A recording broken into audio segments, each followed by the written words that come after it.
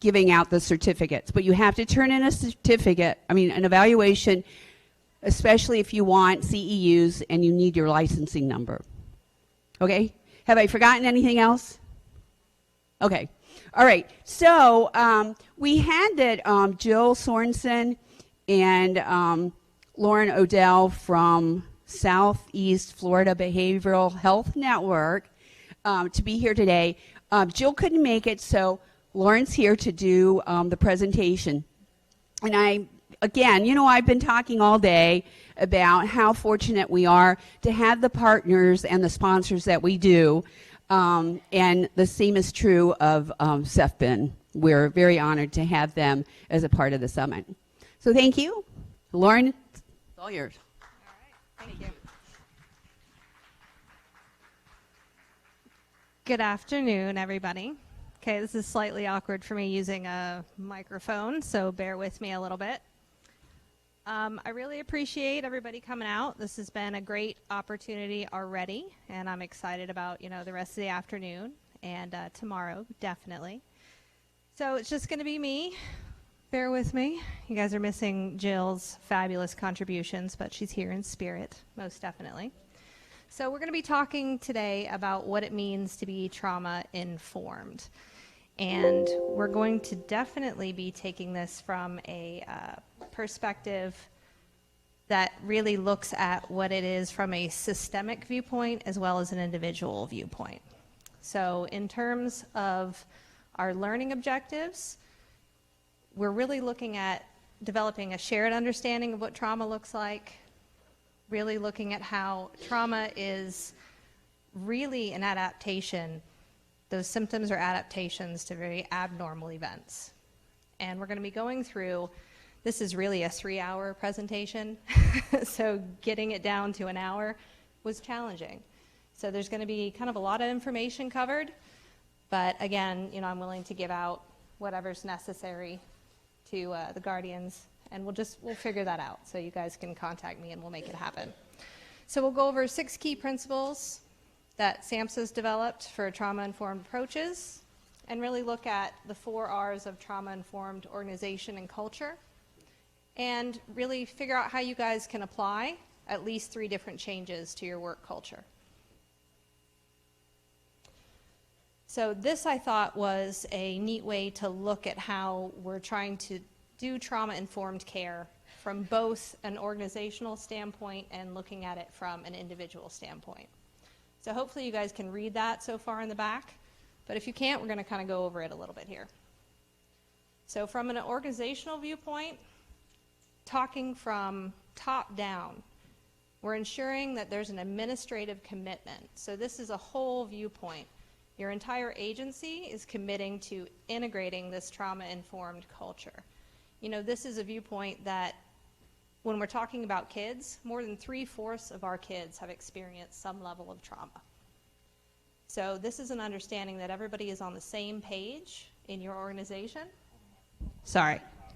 So it's really an understanding that everybody in your organization is under the impression that 3/4 of our kids have experienced some level of trauma. And so you guys are saying, okay, from this organizational standpoint, we are really understanding that, and we're going to develop a team to really address this. And whether it is an internal trauma team, if you want to call it that, whatever it may be, you're going to address it from a policy and procedure standpoint. So you're going to be able to address that and really develop policies and procedures to look at how you're going to approach individual care. So in doing that, you're going to take it from a training standpoint, an introductory training standpoint for all of your staff. And in doing that, you are going to include provider training and planning, evaluating your services, and how that looks like on a daily basis. And with that, you're conducting early and respectful trauma screening and assessments for all. So really, what is trauma? SAMHSA defines it as individual trauma resulting from an event or series of event, set of circumstances that's experienced by an individual as physically or emotionally harmful or life-threatening, and that has a lasting adverse effect on the individual's functioning, mental, physical, social, emotional, or spiritual well-being. So, that's a mouthful, sure. But trauma is definitely individual to each person. And so that can look like a multitude of different things. So like what I talked about, basically 3/4 of our kids are exposed to violence each year. That's huge, guys. This is a serious, serious issue. 3.5 to 10 million of our kids witness violence against their mothers each year. Wow. 1 in 4 girls and 1 in 6 boys will be sexually abused in childhood. When we're looking at that, we have a lot of kids that are coming to our services in need of serious support. And when we cross systems, we're looking at 94% of kids with juvenile justice involvement have experienced some level of trauma. And with 3 million maltreated or neglected each year, and that's a statistics from many years ago. So we have a lot of work to do. And we all know it really impacts every aspect of our life, and especially those trying to learn how to cope. And you've heard that all morning and all afternoon. We'll turn to drugs, we'll turn to maladaptive coping. There's a lot of things that trauma affects, especially when it comes to relationships and responses, and impacting our developmental tasks. It's incredibly huge. So when we're looking at that, we have to go, okay, when kids and families are exposed to trauma, there are several different responses you're going to have. A fight, flight, or freeze response. Are those problems or are those survival adaptations? Yeah, it's survival. Absolutely. And oftentimes you're going to hear language utilized by individuals that are not necessarily trauma-informed by saying, oh, you know what? Those individuals are being non-compliant. They're being combative. They're not necessarily even responding to treatment. But are they? I challenge you to say, no, I think they're really struggling.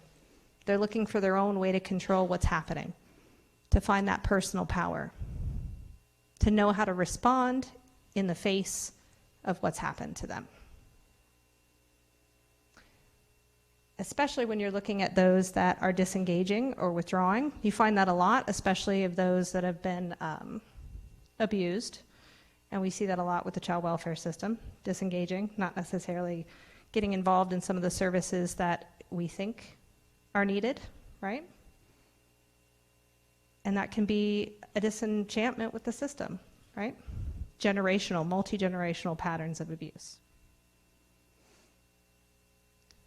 So we have to find ways that we can overcome this and a knowledge of what's happening and understand that we have the ability to do something different when we can be that one person, that we can start healing through relationships.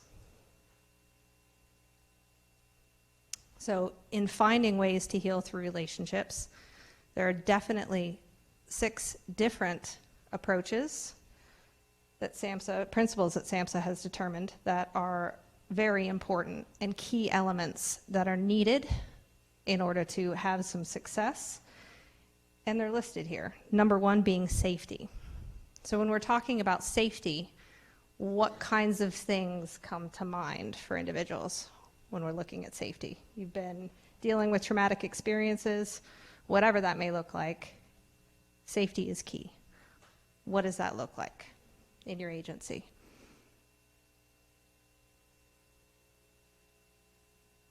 I know it's a big room, but think about that. What is safety going to look like? This is important, and I challenge you to think about that, and we're going to talk about it a little more as we go on. Trustworthy and transparency. That's an important element as well. Peer support. Going through with someone who has been in a similar situation, knowing that they've come out on the other side. That is really an added bonus to knowing, okay, there is hope. Collaboration, mutuality. Here's a really key factor: empowerment, voice and choice. I have a say in what happens. I certainly know that I can make a difference in my own treatment. Taking into account cultural, historic, and gender issues, those are really key as well. So, dig my art. That's very exciting. Not my own personal art, but I thought that really says a lot here. You can do anything. The first principle, safety. So when we're looking at throughout the organization, staff, as well as the people we serve, kids or adults, feel physically and psychologically safe. So I've had the benefit of working over the past 15 years of inpatient and outpatient services. And there is a very real difference when your environment feels inviting versus stark. Okay? And that really does play into whether or not you feel safe and whether you feel like you are actually in a place where you can start to divulge what's happening to you. Okay? So physical safety is important. Psychological safety. That is a very tenuous thing when someone has dealt with a lot of extreme abuse. But it's very important to be able to heal through relationships. So that starts through empathy, validation, letting someone know that you're there and that you're committed to hearing their story. Trustworthiness and transparency. This is important. Organizational operations and decisions are conducted with transparency and the goal of building and maintaining trust among family members, staff, and others involved in the organization. You have to think about how that translates to your agency, not only with those you serve, with your staff as well. What do your daily interactions look like with those you serve and with your staff? Are you very clear about transitions within your agency? Are you very clear with those that you serve about their rights, about boundaries? When things that are occurring that are maybe not so pleasant, are you upfront about what's happening? Without that, people who have experienced trauma live in chaos more often than not. If you're not able to do those things, those relationships, those buildings, those places of healing are not able to actually be places of healing. Peer support is important. Collaborating, recovery and healing. How are you ensuring that those you serve are actually getting connected to peers? Is this part of your recovery model? Is this something that you actually view and value as important? Or is it only for a select few? This is something that should be integrated for all. So with collaboration and mutuality, understanding that there is power differential. Healing happens in those relationships. You have to know that you share that decision making. Everybody has a role to play. You don't have to be a therapist to be therapeutic. You have to show that you're invested, that you're involved. Do we know what's best for our families? We can help guide. They often have a lot of great strengths, but it's helping empower them to see those strengths. But how do we engage families that have a long history of trauma with our system? That can be a challenge. We find their goals. We find what it is they need, because all behavior, all these symptoms that we're seeing, that's actually just saying, I have a need that's not been met. We have to uncover what that is. And understand we work in collaboration. It's not about what we need, it's about what they need.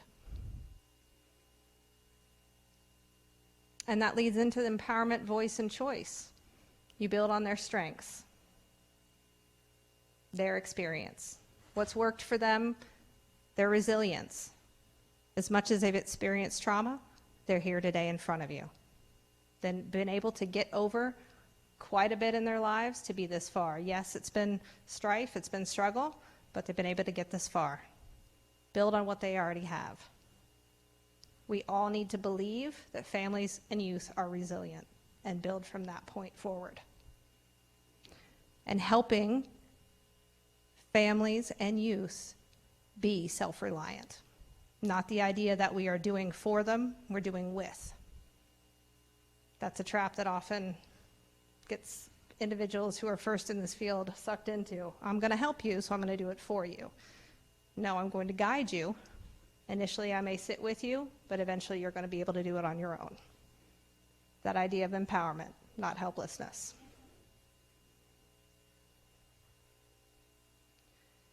So with all of this, there is a lot of cultural, historical, and gender issues that need to be taken into account. Historical trauma, poverty, racism, sexism, gender-based discrimination, LGBTQ struggles. Never assume you know someone's experience. Don't ever try to say, I get it, I understand. I've been there. You certainly haven't. You may have been near there, but you haven't been there. You can understand the raw emotion, but you can't understand their exact experience. Be curious about their narrative, their history. Find those strengths, understand their culture. What can you do to make that part of their recovery?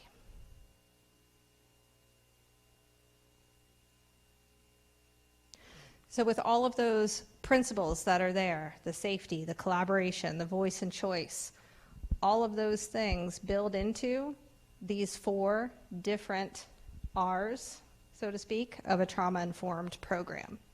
And in doing that, you realize that there's a widespread impact of trauma, and you understand that there are many different paths to recovery. So realizing it is important. Therefore, you create that organizational structure, administration top down. But you're also aware and you recognize signs and symptoms within your clients, your families, and staff. Do you have policies in place if you have a staff that's struggling with mental health issues? That is key. We're all in this field for a reason.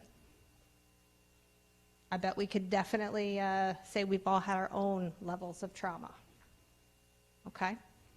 What are you doing to support your staff? How are you looking at compassion fatigue within your staff? These are all things that we need to consider. We respond by fully integrating all of that knowledge into our policies, our practice, our day-to-day. We're aware of our language. And that really looks at, we don't want to re-traumatize. Of course, that can happen on an inpatient unit, for example, when we're looking at, using restraints, seclusion. Some things are safety related, and, unfortunately that comes down to it. That has to happen sometimes, but prevention is important. Understanding and recognizing, hopefully those things can be avoided. I worked inpatient where we had, for 5 years on this one particular unit, we had 1 restraint in 5 years. Prevention was important. You knew the signs when someone was starting to get to that place of agitation, and you intervened. You talked to them. And the biggest question that made the most difference, what do you need right now? How can I help? You seem really agitated. You seem upset. Man, today sucks. Whatever it is, just connecting. Those relationships make the difference. Prevention. We have to stop being reactionary and look at it from a prevention standpoint. It makes a difference. It really does. This is something that I found that really hit me when I was looking at kind of this re-traumatization model. What hurts us from a system point of view, and then from a relationship point of view. So when we look at a system point of view, policies and procedures and the way things kind of are done, when we are dealing with especially I see this kind of in child welfare, that's where I've worked the majority of my career too, is when individuals have to continually retell their story. And we're sending them all over the place for a lot of different services. That's definitely re-traumatizing. So how do we look at ways to change that? We collaborate within those agencies. We find ways to streamline intake process. We share information with their permission to minimize what we can do for intakes. We say this is not necessary, that you have to go through your entire process again at intake. That's a therapy piece, okay? Because you think about that. How many times have you guys gone to the doctor for whatever health issues you have, and you have to explain it to the medical assistant and then to the doctor again? And you're like, did you not read my paperwork? What's going on? That's frustrating. Now think if that's something extremely traumatic. That hurts on a deeper level. Being treated as a number. That dehumanizes us. There's no need for that. Procedures that require disrobing. How many of you guys have worked inpatient before? Yeah, a few of you? Okay. So there's a way to do that when you have to actually search individuals that is not dehumanizing. And then there's a way that I've seen it done in several facilities that is extremely traumatizing, where people have been told, strip. I'm sorry, if someone has been a victim of sexual abuse or just any kind of abuse on any level, telling them to strip, no, that's not acceptable. The way you do that is you just have them uncover pieces of their body because you want to look at identifying marks on the person and to see if there's contraband and other strange things. But there's a way to do that. So you look at your policies and procedures. Being seen as their label. Are we ever just our labels? No. I can tell you how many times I've been labeled, oh, you're that tattooed chick? Yeah, no. I'm many things. I'm a mother, I'm a daughter, I'm a good friend. I can kind of be a pain in the butt, Eric knows. Yeah. We are much more than our labels. Yeah, exactly. No choice or in-service or treatment. Give options. Always give options. Especially with individuals that have case plans that I have to actually go through. And I know that I'm giving a lot of child welfare examples, but this is kind of what's coming to mind when I'm talking about this. Someone has to get mental health treatment, substance abuse treatment. There's many different choices and options. If someone has a substance use disorder, medicated assistant treatment, detox, inpatient, there's choices and options. Let them be a part of that recovery process. No opportunity to give feedback about their experience with service delivery. Hello, we can all use some kind of feedback, right? We have a process within our network where we do consumer satisfaction surveys. We really take that seriously. We have a whole report about that, and we go over it quarterly to see how we can do something different. And that's part of our quality control. That's necessary. So in relationships, power and control and subversiveness, those are key components that make a difference, right? Not being seen and heard, that plays into that powerlessness that trauma puts us in. Violating trust, that's huge. Failure to ensure emotional safety. Again, it goes back to the need for safety. Not being collaborative or doing things rather than with, we talked about that. Use of punitive treatment or coercive practices and oppressive language. So labeling people. And you're going to do this because I think it's best for you versus what you need. So in terms of interventions, there's 10 different ones that SAMHSA's determined our informed approaches. We're only going to talk about a couple of these because we clearly do not have time to go over all of them.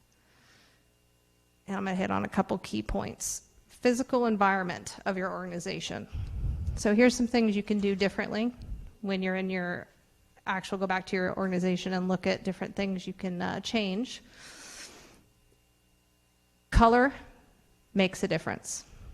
You know, I've been in places that don't really take that into consideration. Their rooms are red, very bright. Red is not always a very calming color, guys. That's kind of aggressive. So look at blues, calming, yellows, light-colored things that kind of can cheer people up, calm you down, make sure it's neat, comfortable.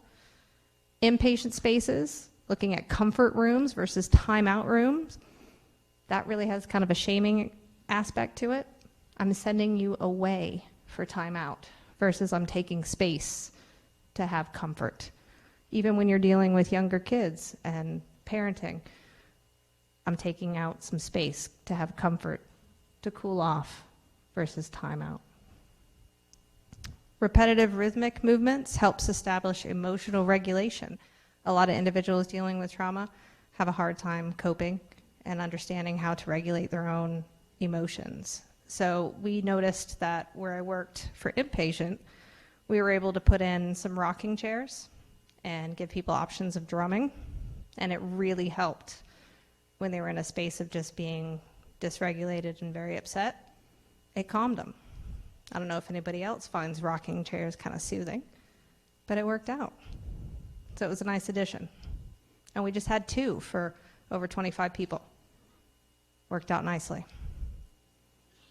You look at getting some of that energy out, bikes, ellipticals, treadmills, those were other options. Repetitive motions. Hula hooping, I don't know, I'm not very coordinated, that wouldn't work for me, but other people find that to be soothing. Sensory stimulation, it's another thing you can do.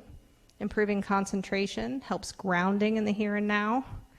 One of my children has sensory issues, and she finds that using Velcro, being able to touch the Velcro helps. Being able to squish balls that have, like bean bags in it helps also calm her. So all of that sensory stimulation is something that helps with different textures.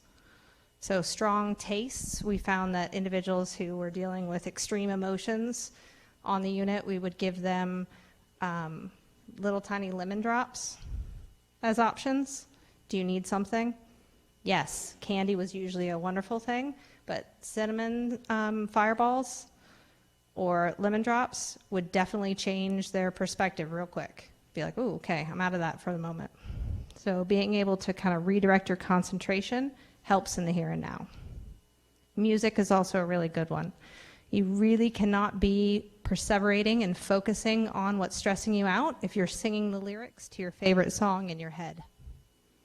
I don't know if you've ever tried that, but next time you're freaking out about something, sing the lyrics to your favorite song in your head.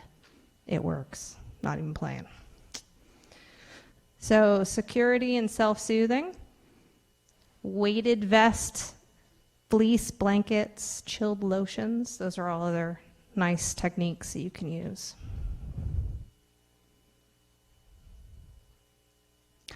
So other things for the environment with safety.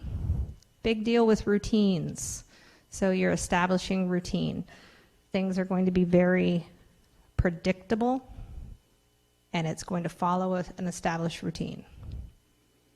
And you're going to help clients figure out this is safe, this is unsafe behaviors, and helping their parents as well. Safety planning comes into play here as well. You know what is going to be acceptable and non-acceptable behaviors and what they can do instead. And that whole idea of not re-traumatizing individuals triggers in the environment. Before you're even in that situation, understanding what gets people to a place of just being disrupted and dysregulated. Another point that I think people miss is you want to focus on comfort rather than control. Oftentimes people focus on let's control this person's behavior, especially when we're talking about teenagers.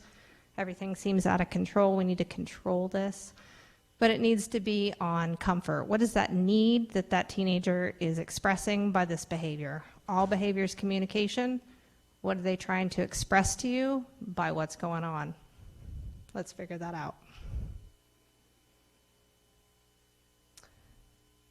So to kind of reframe all of these things we were talking about, safety, choice, collaboration, trustworthiness, and empowerment, all of those elements are important when we're talking about working with staff, working with youth, working with families.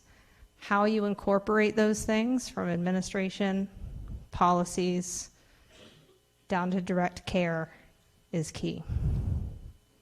So principles and practice, your common areas, how welcoming they are, how much your individuals have choice with their rights and responsibilities, how clear your boundaries are, how much they play a role in their treatment choice, and how affirmed and validated they are, because healing takes place in relationships. Therefore, you can get to the skill building. You can make a difference once you've built enough of trust and relationship with those individuals.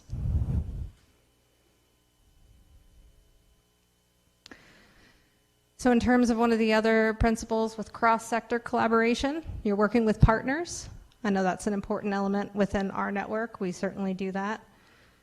Are our collaborating partners trauma-informed? How would you know that? What is the language that they end up using? How are those referring agencies delivering evidence-based trauma-informed therapies? What's in place for those approaches to happen? When we're looking at screening, assessment, and treatment services, are we looking at gender-based needs? Are specific trauma services available for both men and women? Do staff members talk with people about the range of trauma reactions and work to minimize their feelings of fear or shame? Do they know what's going to happen? Is it predictable? Are we having these discussions? Are we integrating peers on all levels of care?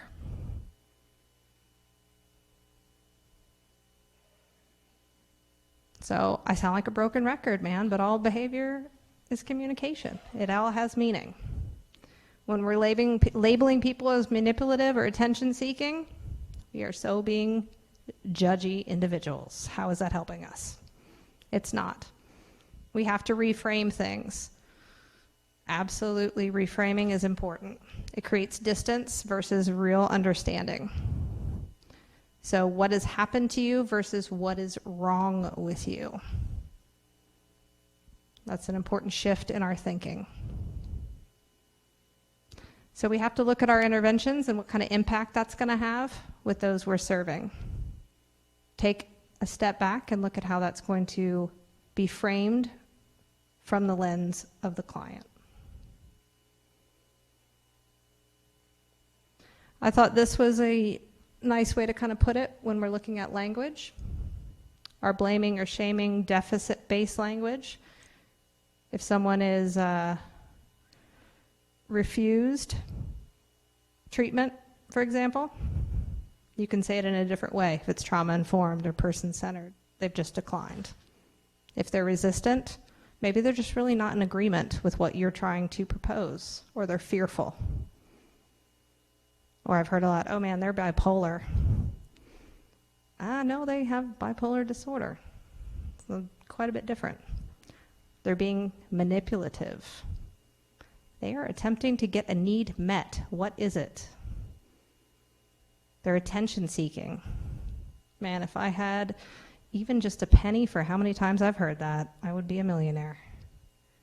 No, they need connection, and they need to feel in control. We all need connection. So you know what? Sure. Attention seeking. Yeah, I need your attention. I need you to actually connect with me in a meaningful way versus shun me. Be aware of how you interact with people. Be aware of what happens on an agency basis, from your policies to your procedures, and what is occurring from where you are, direct care, administration, whatever it is. We need to incorporate some of these principles and some of these definitions. Recovery, it's self-directed, but we have an influence on that on a daily basis, guys.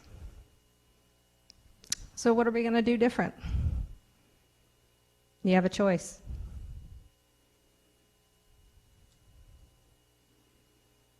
All right, thank you.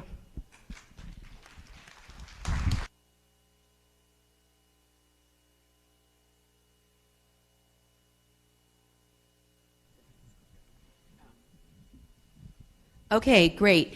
So thank you so much, Lauren, for